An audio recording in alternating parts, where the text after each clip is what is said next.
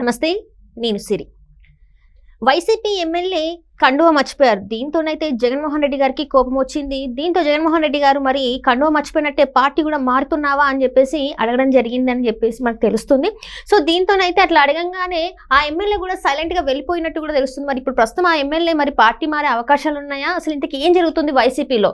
So ఈ అంశాన్ని మనకి వివరించడానికి మనతో పాటు ఉన్నారు ప్రముఖ సీనియర్ జర్నలిస్ట్ జగదేవ్ గారు. నమస్కారం సార్. నమస్తే సార్, వైసీపీలో ఇప్పటికే చూస్తున్నట్టయితే అసలు ఖాళీ అయిపోతుంది. ఆల్మోస్ట్ పెద్ద పెద్ద అంటే ఎవరైతే వైసీపీ స్టార్ట్ అయిందో అప్పటి నుంచి ఉన్న వాళ్ళు కూడా రాజీనామాలు చేసి బయటకు వస్తుండ్రు. ఇప్పుడు ప్రజెంట్ ఉన్న ఎమ్మెల్యే ఎవరైతే చంద్రశేఖర్ ఉన్నారో వాళ్ళు అంటే పార్టీ కండువ మర్చిపోవడంతో జగన్మోహన్ రెడ్డి గారికి కోపం వచ్చింది. దాంతోనే ఆయన ఒకంత అసహనం వ్యక్తం చేసి ఎందుకు మర్చిపోయి అన్న అడిగినా కూడా సరైనగా సమాధానం చెప్పకుండా వెళ్ళిపోతే ఇప్పుడు దాన్ని ఎలా అనుకోలేదు, నిజంగానే పార్టీ మారుతున్నారా ఏంటంటారు అసలు? ఇప్పుడు జగన్మోహన్ రెడ్డి గారు 11 మంది ఎమ్మెల్యేలతో అసెంబ్లీకి ఎట్టకేలకు అడుగు పెట్టారు. సో అడుగు పెట్టినప్పుడు అసలు ఆయన అడుగు పెడతారా పెట్టరా? ఎందుకంటే ఆయన చేసిన డిమాండ్స్ ఎలా ఉన్నాయంటే, మొదటిది ప్రతిపక్ష హోదా ఇవ్వాలి, రెండవది ముఖ్యమంత్రి గారికి ఎంత టైం అయితే మాట్లాడే సమయం ఇస్తారో నాకు అంతే టైం ఇవ్వాలి, తర్వాత ఇంకా ఇలా గుంతెం కోరికలు చాలా ఉన్నాయి. వీటన్నిటి మీద కూడా ప్రభుత్వం ఎక్కడ స్పందించలేదు. అండ్ మోర్ ఓవర్ ఆయన అసెంబ్లీకి వచ్చి పోరాడి ఇలా మైక్ ఇవ్వకపోయినా చెయ్యెత్తి వెనకాలెక్కడో కూర్చొని ఆయన ప్రయత్నం చేసి ప్రజల కోసం నా గొంతు వినిపించాలనుకుంటున్నానని ఏదైనా ఇష్యూ చేసి రాద్ధాంతం చేస్తే కనీసం గుర్తించేవాళ్ళేమో. అదేం కాకుండా తాడేపల్లి ప్యాలెస్లో ఉంటేనే ఇంటి వద్దకే పరిమితం అయిపోతూ ఈ విధంగా డిమాండ్ చేయడం అనేది చాలా మందికి నచ్చట్లే. ఈవెన్ ప్రజలకు కూడా. ఈవెన్ నిన్న ఎవరు మన షర్మిలా గారు కూడా ఏమన్నారు, మాకు ఒక్కడు కూడా రాలేదయా, నేను 11 మందితోనే గెలిపించారు, దానికోసం నువ్వు కనీసం అసెంబ్లీకి వెళ్ళు, మాట్లాడు, మేము మాట్లాడట్లే, మేము పోరాటం చేయట్లే, 4 గోడల మధ్యన కూర్చొని కాదు, ప్రజల్లోకి రా, ప్రజల కోసం పోరాడు, ప్రతిపక్ష హోదా నువ్వు దక్కించుకో అన్నట్టుగా ఆవిడ మాట్లాడారు.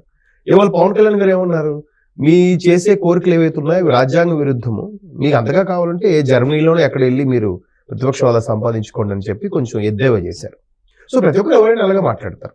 ఇప్పుడు నాయకులు కూడా ఏమైనా ఆలోచిస్తున్నారు, వైసీపీ నాయకులు కానీ కార్యకర్తలు కానీ, అన్న మా కోసం రావాలి, మా తరపున మాట్లాడాలి, పోరాడాలి, కొద్ది మందినైనా కాపాడుకోవాలని తలంపులు ఉన్నారు.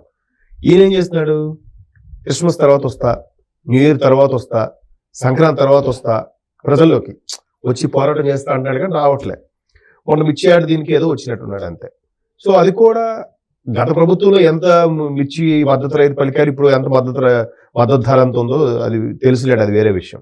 సో మొత్తానికి ఎలాగో ఒకలాగా వార్తల్లో నిలబడాలనుకునే జగన్మోహన్ రెడ్డి గారు ఏదైతే కూటమి ప్రభుత్వం ఏర్పడిన తర్వాత మన అయ్యన్న పాత్రుడు స్పీకర్ గారు కానీ ఆయన ప్రతిదానికి పంటి కింద రాయిలాగా తయారయ్యారు. ఆయన ఎందుకు, జగన్మోహన్ రెడ్డి గారు అండ్ కో ఏ కౌంటర్ వేసినా కూడా దానికి మంచి కౌంటర్ ఇచ్చే వ్యక్తి మన అయ్యన్న పాత్రుడు గారు. సరే ఆయన లేనప్పుడు, ఆయన గైర్హాజరైనప్పుడు కనీసం డిప్యూటీ స్పీకర్ గా ఉన్నప్పుడైనా వెళ్దాం అనుకుంటే అంతకు మించి ఆయన వచ్చారు RRR గారు. ఆయన రావడమే కాకుండా ఏమన్నారు, ఎవరైతే కంటిన్యూస్ గా 60 సమావేశాలకు 60 రోజులకి మించి ఎవరైతే గైర్హాజరు అవుతారో వాళ్ళది అనర్హత వేటు వేయొచ్చు, దాన్ని అనర్హత వేటుగా ప్రకటించే అధికారాలు కూడా స్పీకర్కు ఉన్నాయి, మేబీ ఇలా చేస్తామన్నట్టుగా చూచాయిగా ఒక హింట్ ఇచ్చారు ఆయన. సో దానికి భయపడి వచ్చారని కొందరు అంటున్నారు. లేదు, జగన్మోహన్ రెడ్డి గారు అసెంబ్లీకి రావాలి, తన యొక్క వాణి వినిపించాలనే ఉద్దేశంతోనే వస్తున్నారని కూడా వాళ్ళ కార్యకర్తలు అంటున్నారు. మొత్తం మీద ఎట్టకేళ్ళకి ఇవాళ ఈ 24వ తేదీన ఫిబ్రవరి 24న అసెంబ్లీకి రావడానికి నిర్ణయించుకున్నారు. అయితే ఈ అసెంబ్లీ మొదటి రోజు సమావేశాలు ఎలా ఉంటుందంటే, గవర్నర్ ప్రసంగం ఉంటుంది, తర్వాత దానికన్నా ముందు రోజు బిజినెస్ అడ్వైజరీ కమిటీ అనేది ఒక కమిటీగా ఏర్పడి ఏ అంశాల మీద చర్చించాలి, ఏ అంశాల మీద మాట్లాడాలని కూడా ఓ నిర్ణయం తీసుకుంటుంది. ఆ బిజినెస్ అడ్వైజరీ కమిటీలో కూడా ప్రతిపక్షం అనేది ఉంటుంది. సో ఇక్కడ ప్రతిపక్ష హోదా లేదు కాబట్టి, అసెంబ్లీకే లేదు కాబట్టి, వెళ్ళట్లేదు కాబట్టి ఆ అడ్వైజరీ కమిటీ లేరు. సరే గవర్నర్ ప్రసంగంకైనా హాజరై వెళ్తారని అంటే, గవర్నర్ ప్రసంగం అనేది ముందు రోజు దాన్ని ఏమంటారు, ఎలా చెప్పాలి, ఒక అందరికీ సెలబ్రేషన్ లాగా. ఇప్పుడు ఒలింపిక్స్ కానీ కొన్ని గేమ్స్ స్టార్ట్ అయినప్పుడు ఎలా అయితే మొత్తం సెలబ్రేషన్ చేసి నెక్స్ట్ డే నుంచి గేమ్ 1 ఫస్ట్ డే అని ఉంటుంది. ఇప్పుడు ఈవెన్ వరల్డ్ కప్ అయినా కానీ, లేదంటే ఏదైనా సమావేశాలు అయినా కానీ, అలాగే పార్లమెంట్ సమావేశాలు కానీ, రాష్ట్రపతి ప్రసంగం, ఉపరాష్ట్రపతి ప్రసంగం వాటితో ఉంటాయి రాజ్యసభ సభ్య సమావేశాలు జరిగినప్పుడు. సో అట్లాంటివి చేసినప్పుడు ఆ రోజు దాన్ని ఒక సెషన్స్ డే గాని గుర్తిస్తారు తప్ప ఆ సమావేశాల డేగా కానీ దాన్ని కన్సిడర్ చేయరట.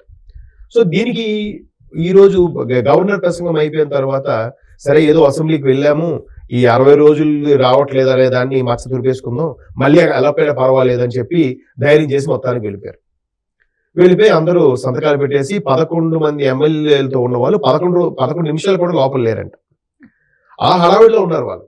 సో మేబీ అందువల్ల ఆ ఎమ్మెల్యే గారు కూడా కడువ మర్చిపోవచ్చు. తాడిపత్రి చంద్రశేఖర్, మన ఎర్రగొండపాలెం ఎమ్మెల్యే ఎవరైనా. సో అక్కడ మర్చిపోయిన విషయం పక్కన పెడితే ఎంత త్వరగా వెళ్ళి రిజిస్టర్ సంతకం పెట్టేస్తే ఆ అసెంబ్లీ సమావేశాలకు వచ్చాము, అటెండెన్స్ ప్రెసిడెంట్ సార్ అన్నట్టుగా వచ్చేద్దాం అనుకునేసరికి ఇక్కడ అది వాళ్ళు చెల్లదని కూడా తెలిసింది. ఈవెన్ సెక్రటరియట్ వాళ్ళు అదే తెలియజెప్పారు, అసెంబ్లీ సమావేశాలు ఉండే ఎంప్లాయీస్ ఉంటారు కదా వాళ్ళు కూడా తెలియజెప్పారంట. సో ఇప్పుడు ఈ హడావుడి కోపం ఇచ్చేలాగా ఎవరి మీద చూపించాలి, ఎవరి వైపు చూపించాలిగా. సో ఆయన కండువ వేసుకోవడాలు కూడా ఆయన మీద చూపించారు అంతే. దానికి అక్కడ ఆయన పార్టీ మారుతారా మారరా అనేది వేరే విషయం. ఒకవేళ మారే ఉద్దేశం ఉంటే ఆయన సమావేశాలకే రాడు. రెండోది మౌనంగా ఉండేవాడేమో, సైలెంట్ గా దేనికి వెళ్లకుండా. వచ్చారు కదా, వచ్చిన వాళ్ళని ఆన్సర్ చెప్పలేదు కదా, నలుగురిలో అలా అంత స్థాయి వ్యక్తిని నలుగురిలో అలా అడిగితే కొద్ది అవమానంగా ఫీల్ అవుతారు కదమ్మా. ఇప్పుడు చిరంజీవి గారు చాలా సందర్భాలు చెప్పారు, మంచి ఏదైనా ఉంటే పబ్లిక్ గా చెప్పు, చెడు అనేది చెవులో చెప్పమన్నారు. అదే ఆయన పిలిచి ఏంటి కండు వేసుకున్నారు, ఏమైంది వేసుకుంటారు కదా, ఏమో ఏంటి కండు చెప్పి అక్కడే ఆయనకు ఒక వేసేస్తే ఎంత గౌరవంగా ఫీల్ అవుతాడు ఆయన. కండువా కప్పి ఆహ్వానించిన మాజీ ముఖ్యమంత్రి జగన్మోహన్ రెడ్డి అని చెప్పి పేపర్లో వస్తుంది కదా, వాళ్ళ ఛానల్లోనే వేసుకోవచ్చు కదా. అలా కాక నలుగురిలో నిల్చోబెట్టి అడిగితే ఎలా ఉంటుంది చెప్పండి. నలుగురిలో నిలబెట్టి అడిగేసరికి ఎలాంటి వాడికైనా ఒక ఈగో హర్ట్ అవుతుంది. సో అందుకు మాట్లాడుకుంటూ వెళ్ళిపోయారేమో. ఆయనే ఉద్దేశంతో అడిగాడు, అరే ఏదో ఒక సంతకం పెట్టేస్తే ఈ రోజు కన్సిడర్ అయిపోద్ది మనకి, ఇంకా సమావేశాలకు వచ్చినట్టే, మళ్ళీ సమావేశాల వరకు శీతాకాల సమావేశాల వరకు మళ్ళీ రావక్కర్లేదు, లేదా బడ్జెట్ సమావేశాలు అన్నీ అయిపోయాక కూడా ఎప్పుడు మధ్యలో వస్తాం లేకపోతే లేదు అనే ప్లాన్ వేసిన అతనికి ఇది చెల్లదు, ఇది పనికిరాదు అనే విషయం తెలిసేసరికి ఆ ఫ్రస్ట్రేషన్, ఆ చిరాకు ఎవరి మీద చూపిస్తారు.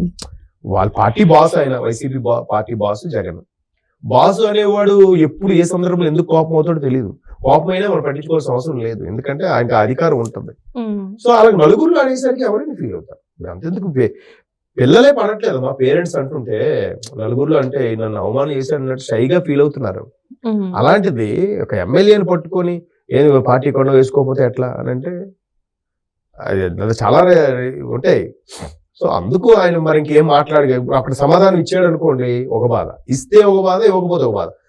నాకే నువ్వు సమాధానం ఇస్తావు అని చెప్పి మళ్ళీ జగన్మోహన్ రెడ్డి గారు ఈగో హర్ట్ అయితే, లేదు ఈయన సమాధానం మళ్ళీ రివర్స్ ఇచ్చి ఈయన వెళ్ళిపోతే అక్కడ ఉన్నదే 11 మంది, ఇంకా మళ్ళీ 10 మందికి వచ్చేస్తారు. ఇప్పటికే ప్రత్యేక హోదా ఇవ్వట్లేదు, మాట్లాడడానికి టైం ఇవ్వట్లేదు, నన్ను ఎవరు గుర్తించట్లేదు, నాకు సెక్యూరిటీ సరిగ్గా ఇవ్వట్లేదు అని బాధపడుతున్నాడు ఆయన. జనరల్గా మాజీ ముఖ్యమంత్రికి అవన్నీ ఎందుకు ఇస్తారమ్మా? ముఖ్యమంత్రి హోదాలోనే నాకు మళ్ళీ అన్ని కావాలని అంటే ఎందుకు ఇస్తారు? అది కాదు కదా. సో దానితో మళ్ళీ ఆయన ఏమంటాడు, మళ్ళీ మా టైం వస్తుంది మేము చూపిస్తాం, పోలీసులు గొడ్డలు ఊరికి తీసి కొడతాం, ఈసారి నెక్స్ట్ వస్తే 30 ఏళ్ళు నేనే సీఎం అని అంటుంటే ఉన్న పోలీసు వాళ్ళకి కూడా హెల్ప్ చేయాలనుకున్నాడు కూడా చేయాలనిపించింది కదా. ఆయన ఏమనుకుంటాడు, మన డిపార్ట్మెంట్ ఇలా అన్నాడు ఆయన, సరే మనం ఒక్కసారి ఆపరేషన్ దుర్యోధన సినిమా అదే కదా కాన్సెప్ట్. పోలీసు అనేవాడు ఒక్కసారి పక్కకు తప్పుకుంటే వీళ్ళకి రక్షణ ఏది? వీళ్ళు ప్రజలోకి ఇప్పటికే రావట్లేదు, ఆయన ప్రజలోకి రాగలరా? సో మేబీ ఆయన చంద్రశేఖర్ గారు హడావిడిలోనో ఇంకే విషయంలోనో మర్చిపోయి ఉండొచ్చు. ఇప్పుడు అక్కడే వేరే వాళ్ళ దగ్గర తీసుకుని కొండ కప్పెత్తే అయిపోయింది కదా. చిన్నపిల్లలు ట్రీట్ చేసినట్టు అరే ఐడి కార్డ్ ఎంత స్కూల్లో ప్రిన్సిపాల్ అడుగుతుంటారు చూసారా, రే నీ ఐడి కార్డ్ వేసుకునేదిరా, ఇలా నువ్వు వాడుకూర్చేయరా, ఇక్కడ నిలబడరా అన్నట్టు. అట్లా ఎమ్మెల్యే స్థాయికి అడిగితే ఫీల్ అవుతారు.